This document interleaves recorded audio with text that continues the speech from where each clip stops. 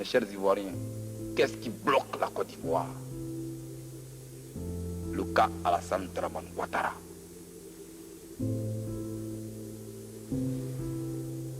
Voici les deux bouts de phrases qui ont divisé la Côte d'Ivoire. Et c'est que les gens semblent ignorer. On ne veut pas que je sois candidat parce que je suis du Nord. On ne veut pas que je sois candidat parce que je suis musulman. Ah, je ne savais pas. Or donc Alassane Dramane Ouattara était candidat de l'islam. Était-il candidat d'une région? Je l'ignorais. J'ai pensé qu'on était candidat au nom d'un parti politique, sur la base d'un programme de gouvernement, d'un projet de société. Et j'ai eu honte et pitié de certaines personnes qui ont défilé ici. C'est notre fils, on le soutient. Vous soutenez votre fils pour qu'il commande les fils des autres. Et si Abengourou avoir son fils? Et si Aboisson avoir son fils? Et si Bouaké avoir son fils? Que devient la République de la Côte d'Ivoire? Soyons sérieux. Soyons sérieux. Il a apporté les preuves de la nationalité. Mais voyez-vous, un voleur, tant que tu ne l'as pas attrapé, tu ne sais pas que c'est un voleur. C'est quand tu l'attrapes en train de voler que tu lui demandes de fournir les preuves de ce qu'il a. C'est le cas Alassane. Il a berné les Ivoiriens pendant des années. Mais on se rend compte qu'on a été berné. Qui viennent ici nous expliquer qui il est. Ce n'est pas un enfant de 8 ans qu'on doit venir défendre ici. Et c'est pour lui que nous sommes assis ici ce matin. Pendant qu'il est dans les salons de New York. Je voudrais être clair là-dessus. Pour nous, jeunes gens ivoiriens, il n'y a aucun doute sur la nationalité d'Alassane Ouattara. C'est un Burkinabé pur sang. Il est né dans un village du centre-ouest ivoirien, mais son nom a traversé les frontières. Il a inspiré, mobilisé, dérangé, divisé et fini devant la haute juridiction pénale du monde. Voici l'histoire de Charles Blé Goudé, l'étudiant militant, le général de la rue, l'allié de Gbagbo, l'accusé de la haie, l'homme retourné dans son pays, encore interdit d'élection. Un destin africain comme il y en a peu. Madame, Monsieur, bienvenue dans les corridors d'Afrique. Attachez vos ceintures, car nous allons entrer dans une zone de forte turbulence. Né le 1er janvier 1972 à Niabrayo, près de Guibérois, Blé Goudé grandit dans une Côte d'Ivoire en paix. Une enfance plutôt simple au cœur du pays pété. Comme beaucoup, il grandit entre traditions profondes et rêves modernes. Mais très tôt, il développe un instinct, par l'effort, mobilisé, fédéré. À Abidjan, à l'université, il découvre sa vraie scène, la politique estudiantine, la contestation, la ferveur de la jeunesse. Il rejoint la FESI, une fédération estudiantine qui forme, depuis les années 90, une bonne partie des leaders politiques ivoiriens. Il y apprend l'organisation, la discipline, la confrontation et le pouvoir de la rue. La FESI est un esprit. Oui. Quel est cet esprit qui incarne la FESI? Mais c'est un esprit qui était en chaque étudiant, qui luttait pour son mieux-être. La FESI est un esprit qui répondait à une situation précise. En son temps, le pouvoir avait dissous la FESI. Le premier ministre d'alors, Alassane Dramane Ouattara, avait dissous la FESI.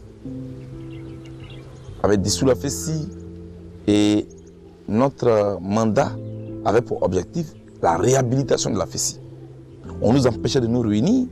Quand vous êtes 5, 6 devant une chambre d'étudiants, le ministre Wassena Kone, qui en son temps aussi était ministre de la Sécurité intérieure, vous demande immédiatement de vous disperser et d'aller dormir. On nous obligeait à aller dormir parce que pour eux, tout le groupement était illégal. Même devant nos chambres à l'université. Vous comprenez? Donc nous nous battions pour la réhabilitation de ce mouvement. Donc on disait à tout le monde que ce n'est pas une loi qui fait la FESI. La FESI est un esprit et existe en chaque étudiant. Même on nous empêchait de nous réunir, mais les délégués d'amphi qu'on voulait, qu'on élisait, pour qu'ils puissent contourner la FESI et discuter avec le pouvoir, tous ces délégués, pour la plupart, se réclamaient de la FESI. Et donc la FESI est un esprit, c'est ce que ça veut dire. On ne dissout pas un esprit, on ne tue pas un esprit. Voilà. Après l'université, Blé Goudé fonde le COJEP. Puis, il prend en main les jeunes patriotes, Un mouvement de mobilisation massif, parfois radical, complètement engagé derrière Laurent Gbagbo, son mentor, que dis-je, son père. Je ne peux pas prétendre aller chercher la paix auprès des Ivoiriens et moi-même être en conflit avec celui que j'ai appelé mon père. C'est pas logique, c'est pas cohérent. Moi, je veux être cohérent avec moi-même. Je ne veux pas prétendre aller balayer tout le village quand mon propre cou est sale. Je demande pardon au président Gbagbo, sans même savoir chercher qu'est-ce que j'ai fait. Ça, c'est le fils qui parle au père. Ce n'est pas le politique qui parle. Il devient une figure majeure, charismatique, populaire, capable de rassembler des milliers de jeunes en quelques minutes. Pour ses partisans, c'est un leader courageux. Pour ses détracteurs, c'est un simple agitateur dangereux. Pour les observateurs internationaux, Blé Goudé demeure un acteur politique incontournable, doté d'une verve à la fois aiguisée et très épicée. Quel est le changement qui a eu lieu dans le système français en ce qui concerne les États africains? Est-ce que la France a cessé de regarder l'Afrique comme sa colonie? Est-ce que la France a accepté que les pays africains soient indépendants et qu'il faut leur laisser déterminer leur destinée? Ne pensez-vous quand même pas Voilà, que ceux qui vous traitent de va-t-en-guerre ont quelque part raison avec... Est-ce que le fait que je demande qu'on donne à l'Afrique sa liberté est une histoire de va-t-en-guerre? Depuis que nous discutons, je vous ai parlé de va-t-en-guerre. J'ai parlé de quelle guerre? Je suis en train de vous demander qu'on laisse à l'Afrique sa liberté de choisir sa politique qu'elle veut faire. Quand la Côte d'Ivoire bascule dans la crise armée en 2002, tout change. Le pays est coupé en deux. L'armée affronte une rébellion. Très vite, les tensions montent d'un cran. Nous ne sommes pas en face d'une mutinerie. Nous sommes bien en face d'une tentative de coup d'État.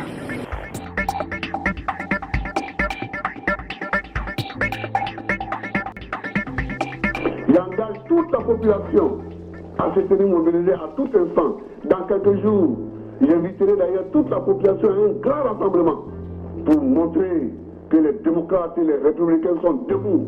Parce que dans ce pays, il faut qu'une fois pour toutes, on sache qui est qui et qui veut quoi. Et il faudra qu'on ait d'un côté ceux qui sont pour la démocratie, la République, et que de l'autre côté, ceux qui sont contre la démocratie, la République, et que la bataille s'engage.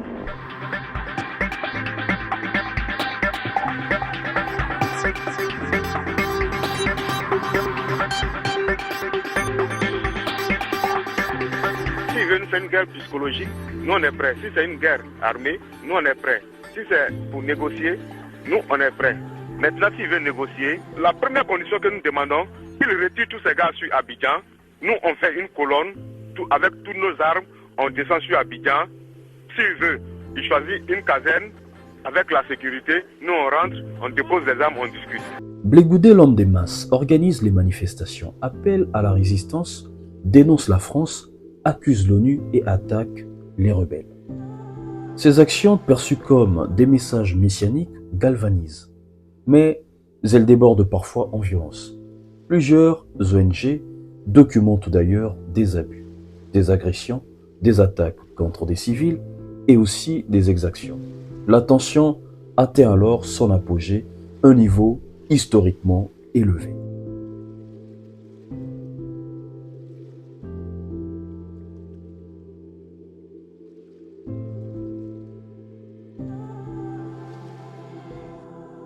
L'ONU a estimé que, citation, vous avez dirigé et participé à des actes de violence commis par des milices, y compris des voies de fait, des viols et des exécutions extrajudiciaires, fin de citation. En d'autres termes, vous auriez des mains souillées de sang. Je veux simplement qu'on me présente les ayants droit de mes victimes. Parce que quand on dit que vous avez violé quelqu'un, il existe. Quand vous avez tué quelqu'un, ses parents existent. Et ils vont se plaindre de vous à la justice. On ne reste pas dans une maison de verre à New York pour inventer que vous avez tué quelqu'un. Peut-être que les victimes ont Ceux peur qui ont de les armes en Côte s'exprimer. d'Ivoire et dont les mains sont souées sont connus. Ils sont premiers ministres de la Côte d'Ivoire. Et ici, puis ils vont aux États-Unis, ils sont reçus dans le salon feutré de New York. Alors pourquoi on connaît les gens qui sont en armes et on veut s'attaquer à des innocentes personnes? Ce que j'ai fait, j'ai fait descendre les jeunes Ivoiriens dans la rue pour s'opposer à ceux qui ont les armes et qui sont reçus en pompe par ceux qui m'accusent. C'est ce que Martin Luther King a fait. C'est ce que Gandhi a fait. C'est ce que Nelson Mandela a fait. C'est ce que j'ai fait. Vous pensez que c'est le modèle Mais en justement, matière? les villes de la Côte d'Ivoire étaient annexées par des gens qui sont en armes. Mais quels moyens avons-nous que le peuple? Mais c'est ce que nous avons fait devant l'hôtel Ivoire. C'est ce que nous avons fait face à l'armée française qui a tué d'innocentes personnes. Mais après, c'est nous qui avons été condamnés. Alors, je vais vous dire clairement, vous le dites vous-même. je n'ai violé personne, je n'ai tué personne. Si c'est là, vous venez en Côte d'Ivoire, vous allez enquêter.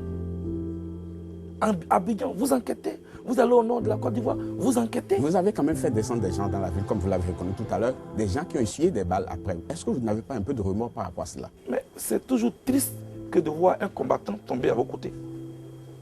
C'est toujours triste qu'à votre appel, pour résister, pour une révolution, des gens tombent à vos côtés. Mais maintenant, citez-moi une seule révolution au monde qui a eu lieu sans qu'il y ait eu une seule victime. Ceux qui étaient en face, étaient-ils obligés de tirer? J'ai vu des jeunes Français détruire des rails à Paris. J'ai vu des jeunes Français détruire des marchés de gros à Paris. J'ai vu des jeunes Français tirer sur des policiers à Paris.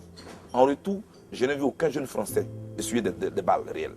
C'est du racisme que moi je dénonce. Mais il y a des moyens conventionnels pour disperser une foule. Quand bien même on peut la juger dangereuse. Il y a des moyens conventionnels. Les chars et les kalachnikovs ne sont pas faits pour disperser une foule. Mais pourquoi je suis désolé. Pourquoi vous n'avez pas choisi d'être martyr? Pourquoi vous n'avez pas choisi d'être martyr? Dites aux Français que leur armée n'est pas faite pour l'Afrique. Les militaires français ont été formés pour protéger la France et non pour tuer les jeunes Africains. C'est ça que je dénonce. Je ne crois pas que des jeunes Français puissent accepter la présence d'une armée allemande à l'aéroport Charles de Gaulle de Paris. Alors pourquoi ceux qui n'acceptent pas que nous le faisons accepter? Je l'ai fait hier. Si c'est à recommencer, je vais le recommencer avec la même arme et avec la même détermination. Vous avez, cela me valde des sanctions. Je peux placer un mot, s'il vous plaît? Oui, je circule dans mon pays et la sanction onusienne ne me dit absolument rien. Je rappelle qu'Abidjan n'est pas un sous-quartier de Paris. C'est ce que j'ai dit hier, c'est ce que je répète aujourd'hui. Vous avez eu des dents très dures contre le président français d'alors, M. Jacques Chirac. Aujourd'hui, c'est le président Nicolas Sarkozy qui est au pouvoir. Est-ce que les rapports ont évolué un peu? Est-ce que les choses ont évolué? Moi, je ne juge pas les problèmes, les rapports nord-sud en termes d'individus. Et pourtant, votre leader l'a apprécié quand même en disant qu'il dort mieux depuis que... C'est moi que vous interrogez. Et c'est ce que j'ai dit qui m'engage. Le jour où vous allez interroger mon leader, vous lui demanderez son point de vue, il va s'exprimer. Oui, je suis un garçon libre. Je suis en train de vous dire que je ne juge pas les rapports nord-sud en termes d'individus. En termes de politique et de stratégie. C'est en termes de politique et en termes de système. En 2010, la Côte d'Ivoire revote. Deux mastodontes politiques s'affrontent sous le ciel ivoirien. D'un côté, Laurent Gbagbo et de l'autre, Alassane Ouattara.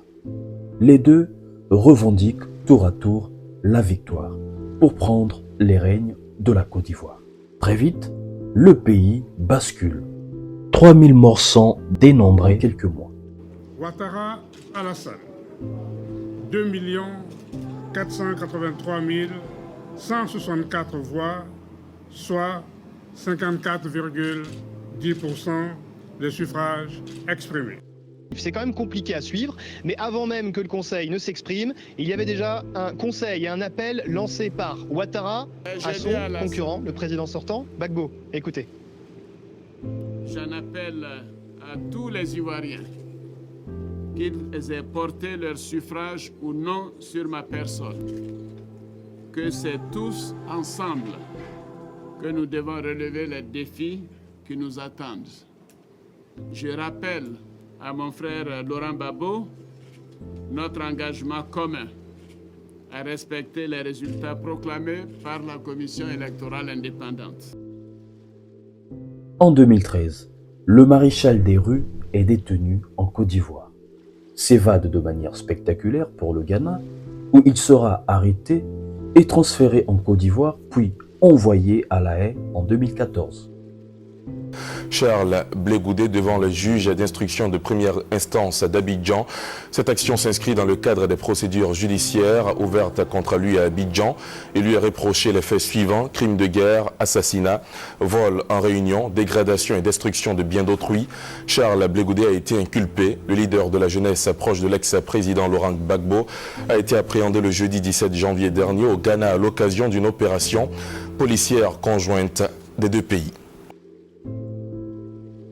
Charles Blé Goudé est accusé de crimes contre l'humanité. Le monde entier reste scotché devant cette scène inouïe. Pour certains, justice est enfin rendue aux milliers de victimes. Pour d'autres, c'est un pur procès politique. Le procès commence en 2016 et voit des témoins, des vidéos ainsi que des documents être présentés devant la Cour pénale internationale comme des preuves. Merci, Madame la juge. Je voulais d'abord dire que je suis content d'être là. Pour le respect que j'ai pour les victimes, mais de toutes les victimes de la crise qui a secoué mon pays, je suis content d'être là. Dans l'affaire qui m'oppose au procureur, pour que la vérité soit sûre, afin que cessent les murmures. Madame la juge, je ne veux pas être libre de mes mouvements physiques pendant que ma conscience innocente, accusée à tort d'être la base de tous les torts, pleure au-dedans de moi. Madame la juge, contrairement à une certaine opinion qui estime, à tort ou à raison, qu'un voyage à la CPI est un voyage de non-retour, je pense qu'un citoyen qui est suspecté par la CPI peut venir ici, faire l'objet d'un procès et s'il est innocent, peut repartir chez lui. Et je sais que je repartirai chez moi. Et je sais que je repartirai chez moi. Madame la juge, je n'ai pas été remis à la CPI dans les normes. Je voudrais le noter. J'ai été arrêté de manière cavalière au Ghana, surpris dans mon sommeil, amené manu militari au Bureau national d'investigation, mis dans un véhicule sans qu'on me dise où on m'amène. C'est pendant que nous roulions que je me suis rendu compte qu'on me ramenait en Côte d'Ivoire. Et pourtant, les choses pouvaient se faire dans les règles de l'art. On ne m'a pas permis de parler à un avocat. Mes droits élémentaires ont été violés, Madame la juge. Je voulais que cela soit noté. Dans mon pays, avant qu'on me remette à la CPI, pendant 14 mois, j'ai été séquestré, Madame la juge. Je ne pouvais voir personne et personne ne pouvait me voir, Madame la juge. J'ai fait 10 mois dans un violon, nu. Je n'étais pas bien nourri. Chaque soir, Madame la juge, je devais chercher un morceau de viande solitaire dans une mare d'eau abusivement appelée soupe. Madame la juge, chaque fois qu'on devait me déplacer, on me bandait les yeux avec un morceau de paille. On me mettait une cagoule. À part la DST, mon pays où j'ai fait près de 9 mois et demi, dans un violon, avec pour voisins Jean-Yves Dibepieux et Jean-Noël Abbaye. Les autres lieux où on m'a détenu, j'avais toujours les yeux bandés et jamais je n'ai su où j'étais. Madame la juge, c'est tout dernièrement qu'un après-midi, mon geôlier est venu pour me coiffer. Ils sont venus dans la chambre avec des bagages. Ils m'ont amené au sous-sol toute l'après-midi. Et c'est quand nous sommes remontés que je me suis rendu compte que la chambre était d'une propreté sans pareil. Ils ont rangé des livres. Ils ont rangé tout ce qu'il y avait à ranger. Et ils avaient un appareil photo. Ils ont commencé à me photographier. Ils me disent, il faut sourire. Et je souris. Fais comme si tu étais en train de lire. Et je lis. C'est plus tard que je me suis rendu compte que c'était une mise en scène que le ministère de l'Intérieur de mon pays venait de faire. Madame le juge, j'ai été réveillé le 21 mars à minuit. On m'a bandé les yeux. On m'a mis une cagoule. On m'a mis dans un véhicule. De minuit jusqu'au matin, j'étais assis dans une chaise, les yeux bandés, la tête encagoulée. Et c'est le matin, quand on m'a enlevé la cagoule, que je me suis rendu compte que j'étais à la DST à nouveau. Mis dans un véhicule, on m'a conduit chez le procureur. Madame la juge, c'est là qu'on m'a signifié votre mandat d'arrêt. Le même jour, au pas de course, les autorités de mon pays ont fait siéger la chambre d'accusation qui devait approuver mon transfèrement. Madame la juge, c'est comme ça que j'ai été remis le lendemain à la CPI. J'estime qu'on peut faire la politique avec élégance, avec sagesse. Et que la prison n'est pas un instrument pour briser le moral de ses adversaires politiques. On n'utilise pas la prison pour cela. Quelqu'un est accusé, avec tous ses droits, on peut le mettre en prison. S'il est reconnu coupable, il est condamné. Et je voulais vous dire, dans cette cour où je suis, si je suis reconnu coupable, que la loi me soit appliquée dans toute sa rigueur. Mais si je suis jugé pour ce que j'ai fait et non pour ce que je suis, que je sois reconnu innocent et que je reparte chez moi. Et je sais que je repartirai chez moi. Car dans mon pays, on me traque. On traque ma famille. On fait un chantage politique à ma famille politique et biologique. Mon médecin en prison. Tous mes collaborateurs en prison. Pas pour ce que j'ai fait, mais pour ce que je suis. Parce que si on devait me poursuivre en Côte d'Ivoire pour ce que j'ai fait, il y a beaucoup de personnalités pour Ouattara qui ne peuvent même pas me regarder en face. Madame la juge, je ne veux pas être la honte de ma génération. Je ne veux pas être la honte de ma famille et de mes enfants. Je suis venu ici et je me considère en mission pour la manifestation de la vérité. Je suis pro-Gbagbo, j'en suis fier d'être. Je l'étais hier, je le suis aujourd'hui. Madame, j'ai appris avec Gbagbo le dialogue. J'ai appris avec Gbagbo la réconciliation. J'ai appris avec Gbagbo qu'il faut convaincre l'adversaire et non le vaincre. Et pour cela, je suis pour que la manifestation de la vérité se fasse. Madame la juge, que la paix soit en Côte d'Ivoire et que la Côte d'Ivoire ne s'embrasse pas à cause de moi. Je vous remercie. Des années de procédure. Madame la Présidente, il arrive souvent que les circonstances de la vie et le chemin du destin vous conduisent au carrefour où s'entrechoquent les événements qui participent à construire l'histoire et qui font de nous des témoins privilégiés de ce que sera le futur. C'est peut-être mon cas, Madame la juge. Je me trouve ici, à la Cour pénale internationale, à un moment où, à tort ou à raison, une certaine opinion accuse cette Cour de servir d'instrument pour des règlements de comptes politiques contre des leaders africains indociles qui seraient même déjà condamnés avant d'être jugés. Ce qui mettrait à mal la crédibilité, l'impartialité, l'indépendance de cette prestigieuse institution. Vrai ou faux, Madame la juge, je n'en sais absolument rien. Dans tous les cas, je suis déjà là. Et j'ai donc toute la latitude de me faire ma propre opinion à partir de ce que ce célèbre philosophe Edgar Morin a appelé l'intelligence expériencée. C'est-à-dire à partir de ce que je vais entendre, de ce que je vais voir dans cette cour.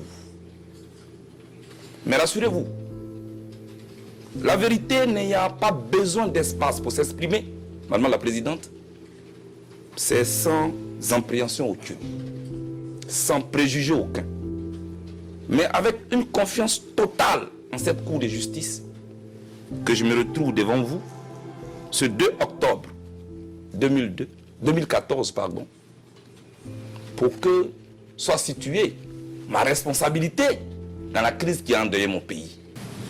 2 octobre 2002, 2 octobre 2014, cela fait exactement 12 ans que les Ivoiriens de toutes tendances confondues descendaient dans la rue, les mains nues, même si le procureur ne veut pas l'admettre. Le fait est têtu en histoire, c'était vraiment les mains nues. Pour dire non aux armes d'une opposition armée qui semait la désolation dans des familles, laissant sur la route qui les a conduits au pouvoir. Des orphelins, des veuves. C'est nous qui sommes descendus dans la rue pour dire non à ces armes en 2002. Et simple coïncidence ou un signe du champ. Mais c'est ce 2 octobre aujourd'hui que je me retrouve devant vous. Pour qu'on me traite d'assassin, de génocidaire.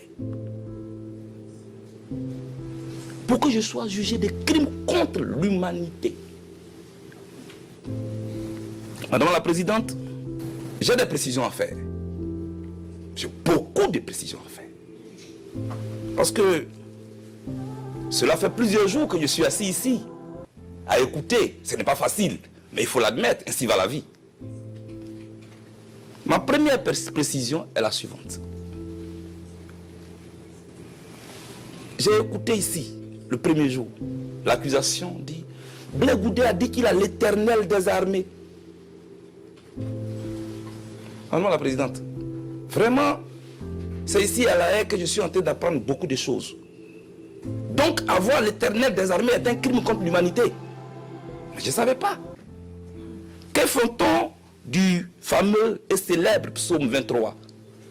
L'Éternel est mon berger, je ne crains aucun mal. Ce n'est pas de moi, c'est dans un livre saint. C'est pourquoi on m'a amené ici. Donc tout ça, pour ça. Deuxième précision, Madame la Présidente. J'ai entendu le procureur dire, depuis la prise du pouvoir de Gbagbo en 2000, il avait un seul projet, comment se maintenir au pouvoir par tous les moyens, y compris la force. Non. Je suis assis ici, ce n'est pas vrai. C'est le contraire qui est vrai, et je vais vous expliquer. On ne peut pas tronquer l'histoire de la Côte d'Ivoire devant moi. C'est Alassane Ouattara qui, depuis la prise de pouvoir de Gbagbo en 2000, voulait l'enlever au pouvoir par tous les moyens, y compris la force. Et moi, j'ai les preuves de ce que je dis.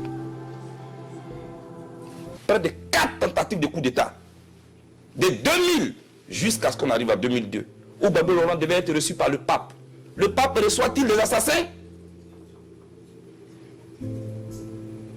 Ce n'est donc pas vrai ce qu'on vous raconte. J'ai voulu faire cette précision, puisque dans cette cour, où j'attendais à ce qu'on me juge pour des crimes contre l'humanité, Madame la Présidente, on est venu faire le procès de mes rapports avec le président Gbagbo. Mais si on doit envoyer ici à la cour tous ceux qui fréquentent Gbagbo Laurent, les cellules de la CPI ne sont pas nombreuses. Hein? Ahmed Bakayoko, il fréquente Gbagbo Laurent. Actuel ministre de l'Intérieur d'Alassane Ouattara. Et ce n'est pas l'expert indépendant qu'on a présenté, dont je parlerai tout à l'heure, Jorobi Epiphane, qui dira le contraire.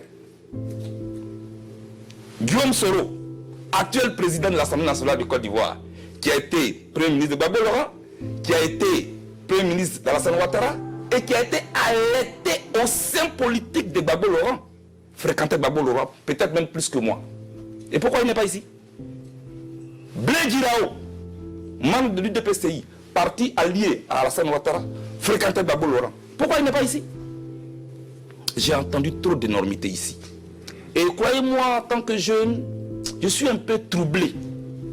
De par tout ce que j'ai appris à l'école, on veut renverser tout cela en moi. Mais non, je vais garder mon calme. On m'a dit ici, Blé Goudé a accusé M. Alassane Ouattara d'être un farceur. Blé Goudé a pris un matelas pour aller faire une grève de la faim devant l'ambassade de France. Madame la Présidente, est-ce qu'il y a une action plus pacifique qu'une grève de la faim? Pourquoi on célèbre alors Mahatma Gandhi? J'ai fait une grève de la faim avec un matelas. C'est pour ça qu'on m'a amené ici. J'ai dit que M. Alassane Ouattara est un farceur. Mais madame, nous sommes en campagne. Quand Nicolas Sarkozy critique les actions de François Hollande et vice-versa, pourquoi ils ne sont pas ici? Pendant la campagne, Madame la Présidente, ce qui se passe, c'est qu'on critique les actions de chaque adversaire. Est-ce qu'il y a un article dans le statut de Rome qui qualifie ce fait, le fait qu'un adversaire politique traite son adversaire de farceur? Est-ce qu'il y a un article dans le statut de Rome qui nous convoque ici et pour lequel on doit nous punir? Est-ce qu'il y a un article, dites-moi, qui demande qu'on condamne ceux qui prennent un matelas pour faire la grève de la faim? Dites-moi, je veux savoir. Mon âme souffre, mon âme pleure. Je veux savoir. Pourquoi vous m'avez amené ici? Pour faire le procès d'une casquette noire. Il portait une casquette noire. Ça veut dire que c'était un code. Mais respectez la Cour pénale internationale qui a fait le procès d'une casquette noire. Mais un leader, pas un t-shirt, pas un habillement, Madame la Présidente, peut attirer ses partisans. C'est pour ça qu'on m'a amené ici. Oui, il est arrivé à 19h05. Mangou est arrivé à 19h10. Donc, ils sont allés faire le plan commun. C'est quoi ça? Je regrette que Mme Bensouda ne soit pas là. Avec tout le respect que je lui dois. Elle qui a été ministre de la Justice du président Yaya Jammeh, elle sait très bien comment les réceptions se font à la présidence. Dans une salle d'attente, vous pouvez trouver plusieurs personnes qui sont là à la même heure. Cela ne veut pas dire qu'ils sont venus faire un plan commun. Même dans le bureau d'un simple maire d'une commune, vous pouvez trouver dans la salle d'attente plusieurs personnes qui arrivent à la même heure. Mais ils ne sont pas venus pour faire un plan commun, Madame la Présidente. Je suis vraiment choqué. Je suis vraiment ahuri. En 2019, il est acquitté sans être déclaré libre. Un scénario presque abracadabrantesque, incompris par lui, sa famille, ainsi que tous ses partisans. Communiqué du cabinet du ministre Charles Blé Goudé. Depuis quelques jours, des rumeurs persistantes font état de ce que M. Charles Blé Goudé, acquitté depuis le 15 janvier 2019, aurait définitivement été en liberté ces derniers jours par la Chambre d'appel de la Cour pénale internationale. Par la présente déclaration, le ministre Charles Blé Goudé voudrait apporter un démenti cinglant à cette information non fondée qui circule sur les réseaux sociaux. La vérité, c'est que malgré son acquittement, Charles Blé Goudé est toujours retenu à La Haye, aux Pays-Bas, du fait d'une procédure encore pendante. C'est finalement en 2021 qu'il sera acquitté définitivement en appel. Un verdict au son du tonnerre qui fera débat, mais légalement, Charles Blé Goudé est libre. Il peut enfin rentrer dans son pays. Charles Blé Goudé, bonjour. Vous êtes désormais libre. Quelle a été votre première impression? Enfin, nous y sommes. Après plusieurs années de procédure, c'est que nous avons traversé ces derniers temps, je ne souhaite pas mon pire ennemi. Je suis content comme un homme libre. Aujourd'hui, vous pouvez vous exprimer sur ce dossier puisque vous êtes libre. Quel regard vous portez sur toute cette procédure, ces 10 ans de procédure? Ma position n'a pas changé. Je dis qu'un homme, quel qu'il soit, suspecté d'avoir commis des crimes, doit venir à la Cour pénale internationale, se soumettre à un procès. Et s'il est jugé innocent, il peut repartir chez lui. Et je l'avais dit, je sais que je repartirai chez lui. En sortant des locaux de la Cour pénale internationale, vous avez déclaré que vous vous tourneriez vers l'Assemblée des États parties. Est-ce que donc vous allez demander des réparations? Perdre comme cela 7 ans de sa vie derrière le barreau. Être présenté au monde entier comme un criminel pendant 7 ans. Et in fine, on déclare que vous êtes innocent. Est-ce qu'on va faire le tour de toutes les ONG, de tous ceux qui ont pris leur plume pour présenter Charles Blé Goudé comme un criminel pour dire que c'était faux? La Cour pénale internationale, elle a fini avec nous. Mais je ne crois pas que moi j'ai fini avec la Cour pénale internationale. Est-ce que vous avez l'intention de retourner en Côte d'Ivoire? Je veux retourner en Côte d'Ivoire. Je veux retrouver mon pays. Je veux aller parler aux miens. Quand je dis aux miens, je ne parle pas de mes partisans. Je leur dis merci pour tout le soutien qu'ils m'ont apporté. Mais moi, je ne veux pas être un chef de clan. Et je souhaite que tout le monde, mes partisans, aient le triomphe modeste.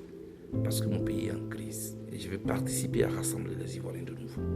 Ici et maintenant, je voudrais dire, s'il y a un seul Ivoirien qui s'est senti choqué par un seul mot de moi, qui s'est senti outré, blessé par un seul acte supposé ou vrai de moi, je voudrais demander pardon. Je leur demande pardon. Je demande pardon à ceux avec qui je me suis brouillé hier et ceux avec qui je n'ai pas la même vision politique. Et je leur dis que je viendrai vers eux. Je suis leur frère, je veux parler avec eux. Je veux qu'on tourne la page douloureuse de la récente histoire de notre pays. Je demande pardon. Il y a une décision judiciaire qui vous acquitte des charges de crimes contre l'humanité lors des violences de 2010 et 2011, mais au-delà de cet acquittement, est-ce que vous pensez qu'en tant que leader, vous avez une responsabilité politique dans cette crise de 2010 et 2011 ? Tous les leaders politiques ont une responsabilité politique dans ce qui est arrivé à notre pays. C'est nous les leaders, c'est nous qui les autres suivent, vouloir écraser l'autre, jouer au bal de ping-pong pour nous accuser les uns des autres. On connaît le résultat, c'est la désolation. Et moi je pense pouvoir jouer un rôle pour rapprocher les Ivoiriens de nouveau. Mais bien avant de retourner dans son pays, le pouvoir en place fixe les règles de son retour pour éviter toute forme de débordement afin de ne plus revivre les affres de 2010. Charles Blé Goudet est OK et attend jusqu'à la réception de son passeport. C'est avec un large sourire que Charles Blé Goudet pose avec son passeport ordinaire ivoirien devant le portrait officiel d'Alassane Ouattara, président de la Côte d'Ivoire. L'ancien ministre de la Jeunesse de Laurent Gbagbo a obtenu ce document lundi à La Haye, aux Pays-Bas, un an après son acquittement de crimes contre l'humanité par la CPI. Une étape vers la fin de son exil forcé. Charles Blé Goudet, selon ses avocats, a exprimé sa reconnaissance au président ivoirien pour son implication personnelle dans le processus. Le président du Congrès panafricain pour la jeunesse et l'égalité des peuples a dans la foulée réitéré son intention de regagner la Côte d'Ivoire afin d'apporter sa pierre à la consolidation de la réconciliation nationale. Un retour au bercail dont le calendrier sera établi avec les autorités ivoiriennes, précisent ses conseils. Fin 2022, il revient en Côte d'Ivoire, accueilli par des bains de foule. Les ancêtres marquent aussi leur présence par le biais d'une pluie mémorable. Le nouveau Charles Blé Goudet s'est métamorphosé. Il est plus posé, plus serein. L'homme troque ses joutes oratoires contre des mots teintés de sagesse. Blé Goudet rime désormais avec proverbe. La prison, c'est comme une piscine. Vous y entrez avec des habits secs, vous en sortez très mouillé. Je suis mouillé de sagesse et je suis mieux placé pour le dire. Quand le poisson sort de l'eau, qui vous dit que le caïman a mal à la tête, il faut croire. Je vous le conjure. Je vous le répète encore. Pour réclamer l'aile du poulet, il faut être là où on découpe le poulet. Et posez-moi la même question, je vous le dis. Construisons la maison avant de voir comment placer les meubles. Ce n'est pas à moi de demander à qui que ce soit de partir. On ne va pas vers ce qui vient vers vous. Vous comprenez? Le président Gbagbo est mon père. Il dit que le président Ouattara est son frère. Mais le frère de mon père, c'est mon oncle. L'amour, ce n'est pas un référendum. Où on a besoin de supporters ci ou de supporters là. Je respecte le président Gbagbo. Un enfant n'a pas le droit de regarder dans le lit de son père et sous les draps de son père. Quand ta mère a quitté la cour conjugale, là où elle est, le soir même, tu rases des murs et tu vas manger et tu reviens. Réconciliation, jeunesse, nouvelle ère sont ces maîtres mots qui résonnent partout où ils passent. Mais au-delà de cette image retravaillée à la Nelson Mandela, un obstacle majeur demeure. Une condamnation nationale prononcée par contumace, c'est-à-dire en son absence, par la justice ivoirienne, assortie d'une inéligibilité. Ce qui vient le mettre des bâtons dans des roues et l'empêche de participer aux élections de 2025. En effet, cette condamnation en Côte d'Ivoire prévoyait une peine de 20 ans avec perte des droits civiques, une exclusion des listes électorales, un contexte politique sensible marqué par la peur de raviver la crise de 2010. Bien que Charles Blé Goudet ait été acquitté à la Cour pénale internationale, mais cette condamnation de la justice ivoirienne montre combien l'acquittement de la CPI ne supprime guère les décisions nationales. Résultat des courses, impossibilité légale pour lui d'être candidat. Cependant, nonobstant les obstacles, Charles Blé Goudet reste convaincu que tôt ou tard, il finira par devenir président pour mieux diriger son pays, la Côte d'Ivoire. L'histoire de Charles Blé Goudet est celle d'un homme qui a façonné une partie de la vie politique ivoirienne. Pour certains, il est sans doute un héros. Pour d'autres, un responsable de violences connu par la Côte d'Ivoire. Mais pour tous, Charles Blé Goudé demeure un acteur clé d'une décennie qui marquera à jamais la Côte d'Ivoire, mais aussi l'Afrique tout entière. Et la vraie question est celle de savoir quel rôle jouera-t-il demain, dans un pays qui cherche encore la paix définitive, tout en excluant des acteurs politiques majeurs comme Blé Goudé au grand rendez-vous politique tels que les échéances électorales de 2025, où se joue réellement le destin des milliers d'Ivoiriens. Dites-nous ce que vous en pensez dans les commentaires, car votre avis compte énormément dans les corridors d'Afrique. C'était les corridors d'Afrique. Nous sommes au cœur d'Afrique. N'oubliez pas de vous abonner, d'activer la cloche de notification pour ne rien manquer de nos prochaines publications et de regarder une autre vidéo. Prenez soin de vous et on se dit à plus tard pour un nouveau.